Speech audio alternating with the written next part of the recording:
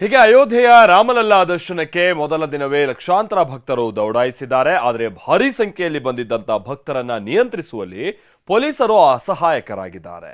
ಹೀಗಾಗಿ ಮಧ್ಯಾಹ್ನದ ಸಂದರ್ಭದಲ್ಲಿ ಕೆಲಕಾಲ ಬಹಳ ನೂಕುನುಗ್ಗಲುಂಟಾಗಿದೆ ಕೂಡ.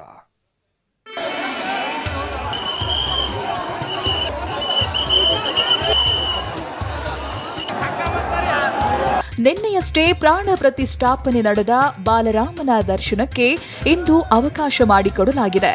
ಇವತ್ತು ಮೊದಲ ದಿನವೇ ಲಕ್ಷಾಂತರ ಸಂಖ್ಯೆಯ ಭಕ್ತರು ಸಾಗರೋಪಾದಿಯಲ್ಲಿ ರಾಮ ಮಂದಿರದತ್ತ ದೌಡಾಯಿಸಿದ್ದಾರೆ. ಬೆಳಗ್ಗೆಯಿಂದ ಸರದಿ ಸಾಲಿನಲ್ಲಿ ನಿಂತು ರಾಮಲಲ್ಲಾನನ್ನ ಕಣ್ತುಂಬಿಕೊಳ್ಳುತ್ತಿದ್ದ ಭಕ್ತರ ಸಂಖ್ಯೆ ಮತ್ತಷ್ಟು ಹೆಚ್ಚಾಗಿತ್ತು. ಈ ವೇಳೆ ಕಡಿಮೆ ಸಂಖ್ಯೆಯಲ್ಲಿದ್ದ ಭದ್ರತಾ ಸಿಬ್ಬಂದಿಯನ್ನೇ ತಳ್ಳಿ ನೂರಾರು ಸಂಖ್ಯೆಯ ಭಕ್ತರು ನುಗ್ಗಿದ್ದಾರೆ. ಇದರಿಂದ ಕೆಲಕಾಲ ಗೊಂದಲದ ವಾತಾವರಣ ನಿರ್ಮಾಣವಾಗಿತ್ತು. ಹೀಗೆ ಬ್ಯಾರಿಕೇಡ್ ತಳ್ಳಿ ನುಗ್ಗಿ ಬಂದ ಭಕ್ತರು ರಾಮ ಮಂದಿರದ ಪ್ರಮುಖ ದ್ವಾರದ ಬಳಿ ಜಮಾಯಿಸಿದ್ರು. ತಕ್ಷಣ ಕಾರ್ಯಪ್ರವೃತ್ತರಾದ ಪೊಲೀಸರು ಹಾಗೂ ಅರೆಸೇನಾ ಪಡೆ ಸಿಬ್ಬಂದಿ ಭಕ್ತರನ್ನ ನಿಯಂತ್ರಣ ಮಾಡುವಲ್ಲಿ ಯಶಸ್ವಿಯಾದರು.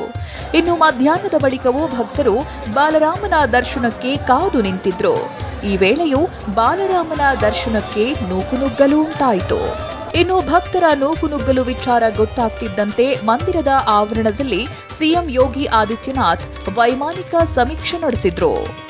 Bureau report TV9.